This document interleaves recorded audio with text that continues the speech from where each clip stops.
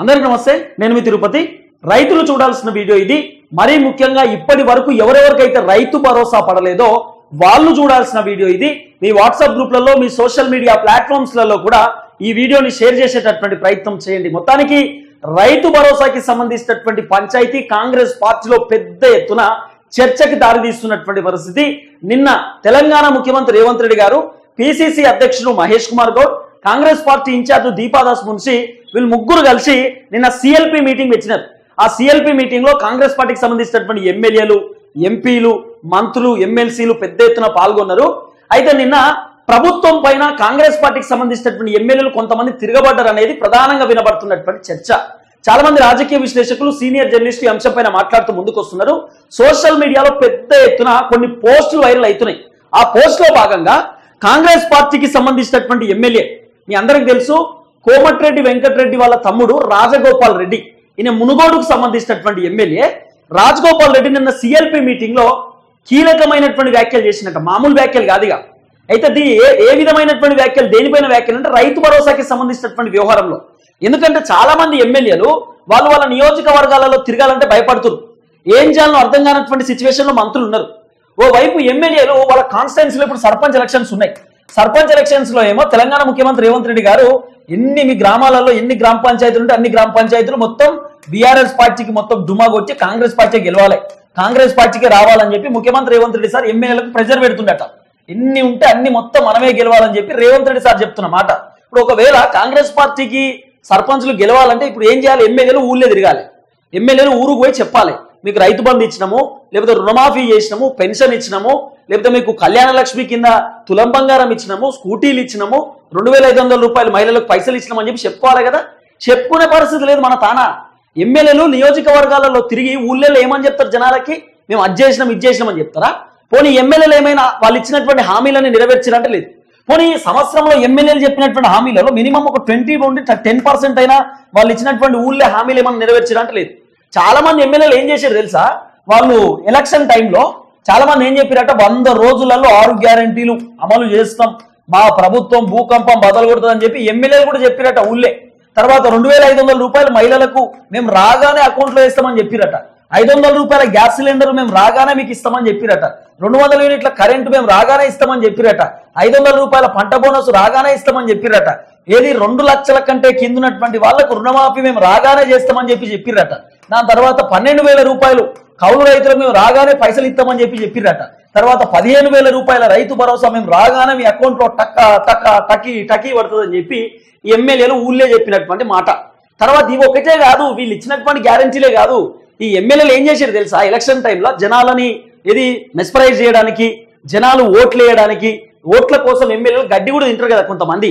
ఆ గడ్డి తినే బ్యాచ్ లో కొంతమంది కాంగ్రెస్ వాళ్ళు కూడా వాళ్ళు ఊళ్ళే పోయి ఎలక్షన్ టైంలో ఓట్ల కోసం ఏం చెప్పారంటే, మీకు రోడ్లు వేపిస్తాం, మీకు స్కూలు కట్టిస్తాం, మీకు కాలేజీలు కట్టిస్తాం, మీకు కుల భవనాలు కట్టిస్తాం, క్యాస్ట్ వైజ్ కుల భవనాలు కట్టిస్తాం, మీకు ఇక్కడ పెళ్లిళ్ళు చేసుకోవడానికి ఒక గవర్నమెంట్కి వెళ్ళి ఒక ఫంక్షనాలు కట్టిస్తాం, లేకపోతే ఇంకా మీకు కావాలంటే మోరు లేపిస్తాం, మీ తర్వాత కూర్చోడానికి చైర్లు లేపిస్తాం, మీకు ఇక్కడ ఒక పెద్ద పార్క్ కట్టిస్తాం, మీ ఊళ్ళే మీకు పోళ్లకు లైట్లు వేపిస్తాం, మీకు అది చేస్తాం, ఇది చేస్తాం, టెంపుల్ గుడి కూడా కట్టిస్తాం, చాలా మంది గుళ్ళు కట్టిస్తాం, బళ్ళు కట్టిస్తాం అని చెప్పి అనేక మంది ఎమ్మెల్యేలు ఊళ్ళే హామీలు ఇచ్చి వచ్చారు. వచ్చిన తర్వాత నిన్న సిఎల్పి మీటింగ్ అసలు పంచాయతీ ఏంటంటే, మా నియోజకవర్గాలలో పోవాలంటే మాకు భయం వేస్తుంది, ఊర్లో తిరిగితే జనం మమ్మల్ని నిలదీస్తురు, క్వశ్చన్ చేస్తురు, గల్లాలు పట్టుకుని జనాలు మమ్మల్ని అడుగుతుర్రు, ఏమైంది స్కూల్ కట్టిస్తానో, గుడి కట్టిస్తానో, బడి కట్టిస్తానో, ఏమైంది? మాకు ఇప్పటిదాకా పెన్షన్ కూడా గతి లేదు. 4,000 రూపాయల పెన్షన్ ఇస్తా అని చెప్పినటువంటి మీరు కేవలం ఇంకా 2,000 వస్తుంది. కేసీఆర్ ఉన్నప్పుడు 2,016 రూపాయలు వచ్చినాయి, 16 రూపాయలు కూడా ఇప్పుడు కట్ చేసి 2,000 ఇస్తున్నారు అని చెప్పి జనం నిలదీస్తురట, క్వశ్చన్ చేస్తురట. దీంట్లో చాలా మంది రైతులు ప్రశ్నిస్తురట, చాలా మంది రైతులు క్వశ్చన్ చేస్తురట, ఏది మాకు రైతు భరోసా, ఏది మీరు ఎకరం ఉన్న వాళ్ళకి అందరికీ రైతు భరోసా ఇచ్చినామని చెప్పినారు, మరి మాకు ఇప్పటిదాకా రైతు బంధు రాలే, 2024 మొత్తం రైతు భరోసా రాలే, ఈ 2025 అయినా రైతు భరోసాకి సంబంధించిన పథకం స్టార్ట్ చేసిరు అంటే ఇప్పటి వరకు రాలే. ఏది 26వ తారీఖు జనవరి 12 గంటల రాత్రి టకీ అని పడుతుందని చెప్పారు కదా, ఇప్పటిదాకా టకీ లేదు, టికీ లేదు. ఇలా దాదాపు 7వ తారీఖు, దాదాపు నాకు తెలిసే 10 రోజులు పూర్తి అయిపోయింది, ఇప్పటిదాకా మాకు రైతు భరోసా ఏడవైంది, ఏం జరిగిందని చెప్పి రైతులు క్వశ్చన్ చేస్తురట, ఎమ్మెల్యేలను నిలదీస్తురట. తర్వాత ఇప్పుడు ఎమ్మెల్యేల బాధ ఏంటంటే, అట్లీస్ట్ మా నియోజకవర్గాలలో మేమైనా అభివృద్ధి కార్యక్రమం చేద్దామని ఏమైనా రోడ్లు వేపిద్దామో, ఒక స్కూల్ కట్టిద్దామో, లేదా ఏదైనా మోరి కట్టిద్దామో, ఏదైనా చేద్దామన్నా కూడా ఎమ్మెల్యేలకు ప్రభుత్వం ఫండింగ్ ఇచ్చేటటువంటి పరిస్థితి లేదు. ఏదైనా ఒక నియోజకవర్గానికి 20 కోట్లు, 10 కోట్లు, 15 కోట్లు శాంక్షన్ చేస్తే ఆ ఎమ్మెల్యేలు ఏమైనా పని చేయించుకుంటారు. కానీ అసలు పైసలే లేవు కదా మన తానా. పైసలు లేనప్పుడు ఎమ్మెల్యేలు ఏం చేస్తారు పాపం. ఇప్పుడు ఎమ్మెల్యేల బాధ ఇదే. ఏం చేయాలని అర్థమైతే ప్రభుత్వం పైన తిరుగుబాటు చేసేటటువంటి కార్యక్రమం. ఆఖరికి ముఖ్యమంత్రి రేవంత్ రెడ్డి గారిని విమర్శిస్తున్నట. మీకు మీ దగ్గర డబ్బులు లేనప్పుడు ఎందుకు చెప్పాలి? ఎవరు చెప్పమని చెప్పిండు? రైతు భరోసా అందరికి ఇస్తాం, అన్ని పథకాలు అందరికి ఇచ్చేస్తాం. ఏం చెప్పారు వీళ్ళు? మొన్న 26వ తారీఖు మేము కొత్త రేషన్ కార్డులు ఇస్తాం, మేము 80,000 రేషన్ కార్డులు ఇస్తామని చెప్పారు. తర్వాత 12,000 రూపాయలు మేము కౌలు రైతులకు ఇస్తామని చెప్పి ఇదొకటి. తర్వాత మేము 12,000 రూపాయల చొప్పున రైతు భరోసా అందరికి ఇస్తామని ఇంకొకటి. తర్వాత ఇంకేం చెప్పారు? ఇందిరమ్మ ఇండ్లు ఇస్తామని చెప్పి ఇంకొకటి. ఇందిరమ్మ ఇండ్లు ఇవ్వడానికి కూడా పైసలు కావాలి కదా. ఏది భూమిలో భూమి ఇస్తాం, మీకు భూమి ఉన్న వాళ్ళకి పైసలు ఇస్తాం కట్టుకోరని చెప్పి అక్కడ కూడా పైసలే కావాలి కదా.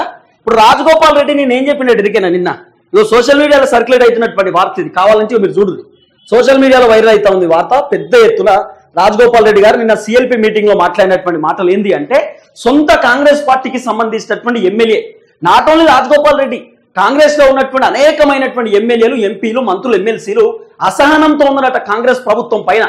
కాంగ్రెస్ ప్రభుత్వం అంటే తెలంగాణ ముఖ్యమంత్రి రేవంత్ రెడ్డి గారి పైన చాలా అసహనంతో ఉన్నారట. రాజగోపాల్ రెడ్డి గారు నిన్న ఆయన మాట్లాడినటువంటి మాటలు ఇప్పుడు మొత్తం సోషల్ మీడియాని షేక్ చేస్తుంది. రాజగోపాల్ రెడ్డి గారు ఈ రోజు మాత్రమే కాదు, మొన్న మునుగోడులో జరిగినటువంటి ఒక మీటింగ్ లో కూడా మాట్లాడారు. మాకంటే ఇంకా కేసీఆర్ నయం అంటా ఉన్నారు, రైతు భరోసా ఇప్పటిదాకా రాలేదని చెప్పి రైతులు మమ్మల్ని అడుగుతారు, ప్రశ్నిస్తారు, ఏం చేయాలని అర్థమవుతలేదని చెప్పి రాజగోపాల్ రెడ్డి మొన్న జరిగిన మునుగోడు మీటింగ్ లో కూడా మాట్లాడారు. సరే, రాజగోపాల్ రెడ్డి చెప్పింది ఏంటంటే, సిఎల్పి సమావేశంలో రాజగోపాల్ రెడ్డి కీలక వ్యాఖ్యలు. ఎమ్మెల్యేలను, మంత్రులను సంప్రదించకుండా ఏకపక్ష నిర్ణయాలు తీసుకోవడం మంచిది కాదు.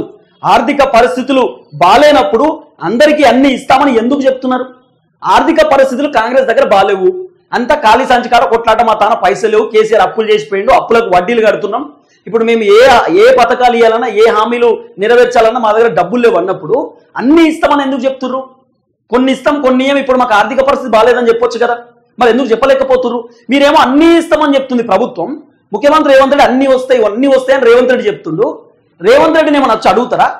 ఇది ఊళ్ళో ఉన్నటువంటి జనం రేవంత్ రెడ్డిని ఏమన్నా నిలదీస్తారా? ఊళ్ళో ఉన్నటువంటి జనం ఎమ్మెల్యే దగ్గరికి పోతారు, ఎమ్మెల్యే దగ్గర ఎమ్మెల్యే గల్లబట్టుకుని అడుగుతారు, ఏమైందా బాబు, నీకు ఓట్లేసి గెలిపించినాం, సిగ్గులేదా, ఎందుకు చేస్తలేవురా బాబు పని అని చెప్పి ఎమ్మెల్యేలను క్వశ్చన్ చేస్తారు. పాపం ఎమ్మెల్యేలు బలవుతారు కదా. రేవంత్ రెడ్డికి ఏముంటుంది, మంచిగా సెక్రటరియట్లో కూర్చుంటాడు. మంత్రులు దొరుకుతారా? మంత్రులకు ఇంత ప్రోటోకాల్ ఉంటుంది? మంత్రుల దగ్గరికి ఎవరన్నా రాణిస్తారా? మంత్రులు అసలు కలవని కూడా కలవరు. మంత్రులు ఇటు ముఖ్యమంత్రి సేఫ్, ఎమ్మెల్యేలు, ఎమ్మెల్సీలు, ఎంపీలు ఇప్పుడు బలిబకరా అవుతారు, బలిపశు అయిపోతారు ఇక అంతా. తర్వాత కింద ఇంకేం చెప్పిండు రాజగోపాల్ రెడ్డి అంటే, రైతు భరోసా పథకాన్ని సరిగ్గా అమలు చేయకపోవడంతో గ్రామాల్లో ప్రజలు మమ్మల్ని నిలదీస్తున్నారు. కోమటిరెడ్డి రాజగోపాల్ రెడ్డి మాట్లాడినటువంటి మాటలు విన్నారు కదా. రైతు భరోసా పథకాన్ని సరిగ్గా అమలు చేయకపోవడంతో గ్రామాల్లో ప్రజలు మమ్మల్ని నిలదీస్తుర్రు అని చెప్పి ఒక ఎమ్మెల్యే మాట్లాడినటువంటి మాట. అంటే ఈ ఎమ్మెల్యే ఇట్లా మాట్లాడినంటే ప్రభుత్వం పైన మరలబడ్డట్టే కదా, తిరగబడ్డట్టే కదా. ముఖ్యమంత్రి రేవంత్ రెడ్డి పైన కూడా తిరగబడ్డట్టే కదా. ప్రభుత్వ పెద్ద ఎవరు? తెలంగాణ ముఖ్యమంత్రి రేవంత్ రెడ్డి కదా.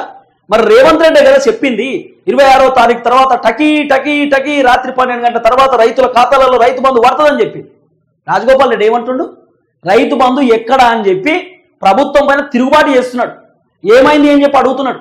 మునుగోడులో జనము రాజగోపాల్ రెడ్డి నిలదీస్తురట, రాజగోపాల్ రెడ్డి ఇంటికి పోతురట, రాజగోపాల్ రెడ్డి క్యాంప్ ఆఫీస్ పోతురట.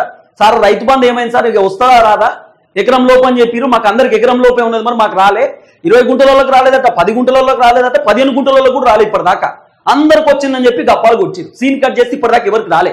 పోనీ రైతు భరోసా పక్కన పెడితే మిగతా అన్ని వచ్చినాయంటే మిగతా అన్ని కూడా రాలే.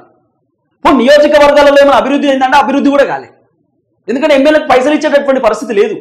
ఇప్పుడు ఎమ్మెల్యేలు వాళ్ళ ఇంట్లోకెళ్ళి పెట్టుకుంటారు పైసలు. ఏమన్నా ప్రభుత్వం 100 కోట్లు 50 కోట్లు ఏదైనా బడ్జెట్ శాంక్షన్ చేసి ఆ బడ్జెట్లకి వెళ్ళి ఖర్చు పెడతారు. మన తాన బడ్జెట్ ఎక్కడిది, మనం పైసలు ఇచ్చే దిక్కేలేదుగా ఇప్పటిదాకా, మేము అప్పులు కట్టుకోనికే పైసలు లేవని చెప్తున్నారు.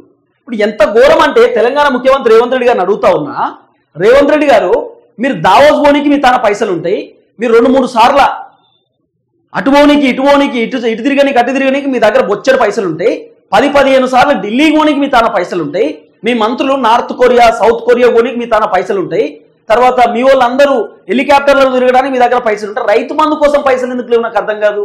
దుబారా ఖర్చు చేయడానికి పైసలు ఉన్నాయి, ఏది ఈనో ప్యాకెట్ల కోసమేమో యాడ్స్ ఖర్చు పెట్టడానికి పైసలు ఉన్నాయి, పేపర్ యాడ్స్కు 100 కోట్ల రూపాయలు డబ్బులు ఇవ్వడానికి మీ తన పైసలు. రైతు భరోసా ఎందుకు ఇస్తలేరు? రుణమాఫీ ఎందుకు చేస్తలేరు? మీరు ఇచ్చినటువంటి హామీలు ఎందుకు నెరవేరుస్తలేరు? ఐసిఐసిఐ బ్యాంకులో 400 ఎకరాల భూమి కుదువ పెట్టి 10,000 కోట్లు తీసుకొచ్చింది మీరు దుబారా ఖర్చు చేయడానికా? రైతు భరోసా ఇవ్వడానికి కాదా? రైతుల ఖాతాలలో రైతు బంధు జమ చేయడానికి కాదా? రాజగోపాల్ రెడ్డి అడుగుతున్నాడు, మీ సొంత పార్టీ ఎమ్మెల్యే సమాధానం చెప్పు. మేము ఊళ్ళో తిరగాలంటే భయం అవుతుందని చెప్తున్నాడు. సమాధానం చెప్పు రాజగోపాల్ రెడ్డికి. మీ సొంత పార్టీకి సంబంధించినటువంటి నేతనే కదా, సీనియర్ లీడర్ కదా, సొంత మంత్రి కోమటిరెడ్డి వెంకటరెడ్డి వాళ్ళ సొంత తమ్ముడు. మరి ఆయనకు సమాధానం చెప్పు ముఖ్యమంత్రి రేవంత్ రెడ్డి సారు. రైతు భరోసా ఇప్పుడు చాలా పెద్ద పెంట అవుతున్నది తెలంగాణలో. చాలా మంది ఎమ్మెల్యేలను క్వశ్చన్ చేస్తున్నారు జనం. ఎందుకంటే రైతు భరోసా మీరు ఏం చేయాలి, ఒకటేసారి 5 ఎకరాల లోపు రైతుల ఖాతాలలో వేయాల్సింది ఉండే, కానీ ఇట్లా చేయలేదు సార్లు. 577 గ్రామాలు ఒకసారి, 256 గ్రామాలు ఇంకోసారి, ఇప్పుడు మళ్ళీ 17 లక్షల మందికి ఇంకోసారి, అంతా కలిపి 22 లక్షల మంది. ఎకరంలో ఉన్నటువంటి రైతులు మన దగ్గర 30 లక్షల మంది కంటే చిన్నగా ఉంటారట. మరి ఇంకెంతమందికి 8 నుండి 9 లక్షల మందికి ఇంకా రైతు భరోసా రావాలి. మరి రాలే కదా వీళ్ళకి, ఎప్పుడు ఇస్తారు? మళ్ళీ ఎకరంలో ఉన్నటువంటి ప్రతి రైతుకి ఇచ్చేసినామని చెప్తున్నారు మళ్ళా. మరి అందరికి వచ్చినాయి అంటే రాలే. చాలా మంది ఫోన్లు చేస్తున్నారు, వల్ల మాకు రాలేదు రాలేదు అని చెప్పిగో.